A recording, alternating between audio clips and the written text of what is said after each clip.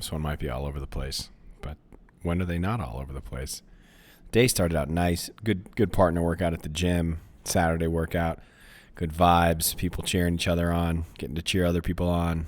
Just catching up. And it's just low key. No rushing off to work today, which is really cool. So we the workout was for time with a partner. 180 wall shots, 30 ring muscle ups, and then 60 clean and jerks. 95 pounds.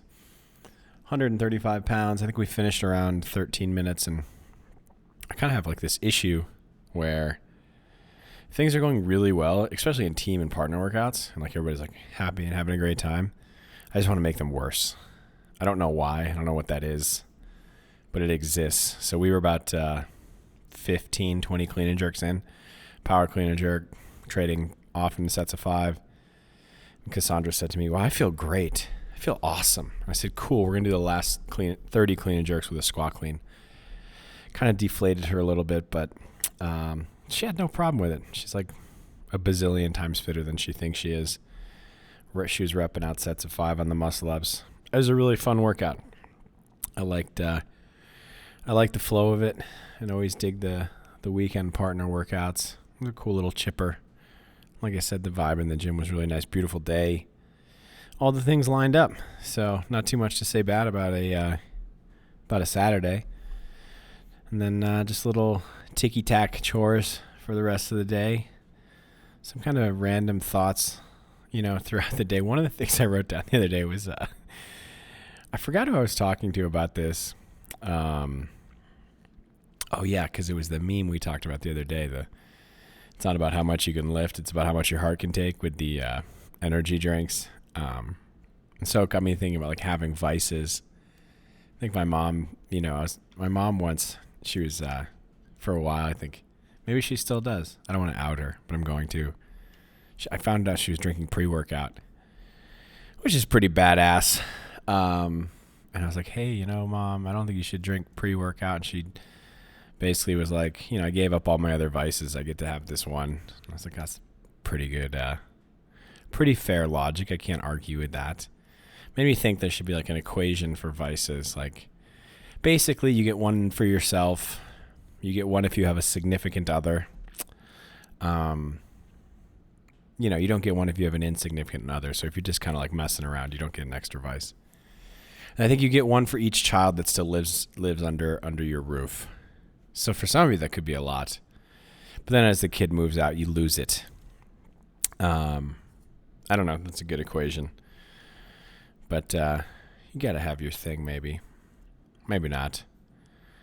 And then the other thing I was thinking about today was just like our willingness and want to like label everything. I was, scrolling through the Tome of Inspiration, aka Instagram, and I saw a post that said something like, if you suffer from, it was called like chronic do this thing later disorder or something like that, and it was basically this guy talking about like, playing video games all day or being distracted all day and then waiting for the end of the day to do all your work and then being behind. And I was like in my head, I'm like, yeah, man, it's just being fucking distracted by fun things. I think it's called being human. And he had some term or label for it. I think it's Instagram, so I don't know if that term made it into the DSM. But man, I thought it was a funny thing that we really like labeling and categorizing stuff. And I get it. I like to do it. But I wonder just, when it's a positive and when it's a negative. I think for sometimes it's probably easier to do that when communicating with somebody. But then I also think that's a little I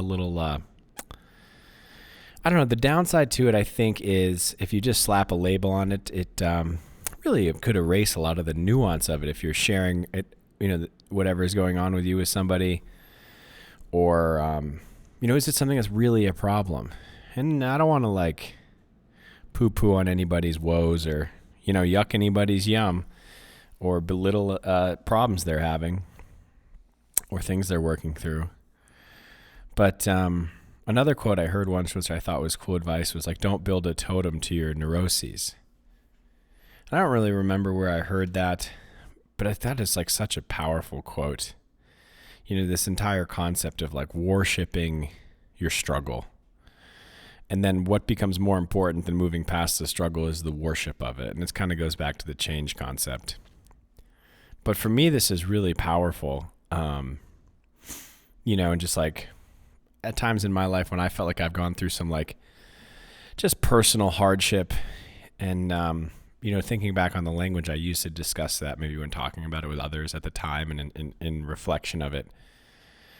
And it was just like, when you're in it, you're like talking about it and you make this struggle you're going through like so special, as if it's the only thing that's ever happened, as if you're the only one that's ever experienced it, as if it is like a new novel disease. And I think in a lot of cases, doing that constantly every single day and making the existence and the occurrence of the thing as important, if not more important, than the approach to move past it or surmount it or whatever you want to say.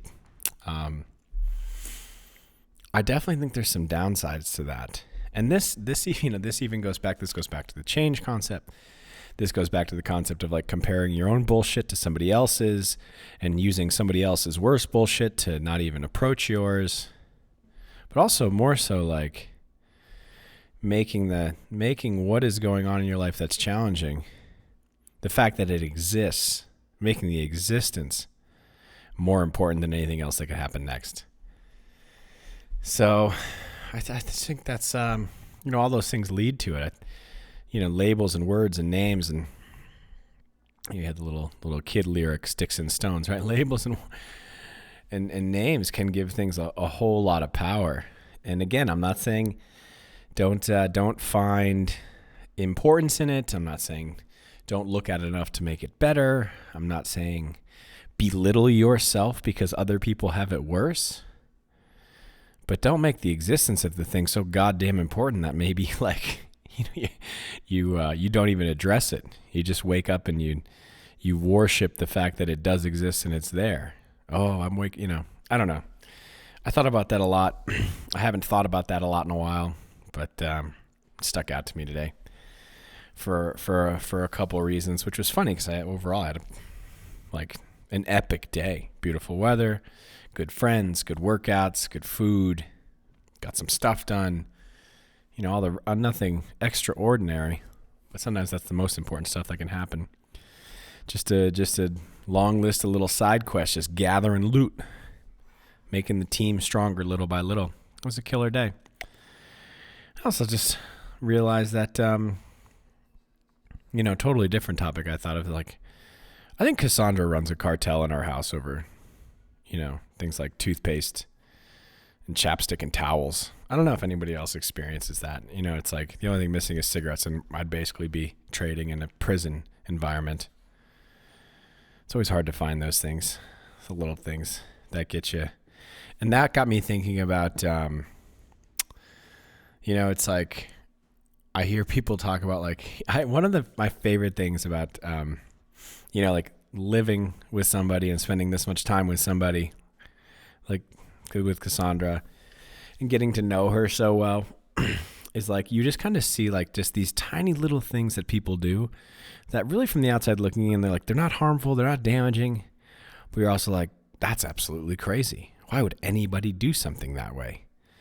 And I'm sure everybody out there who has spent this much time with anyone, doesn't matter, a significant other, maybe it's just like a roommate you've lived with for a really long time.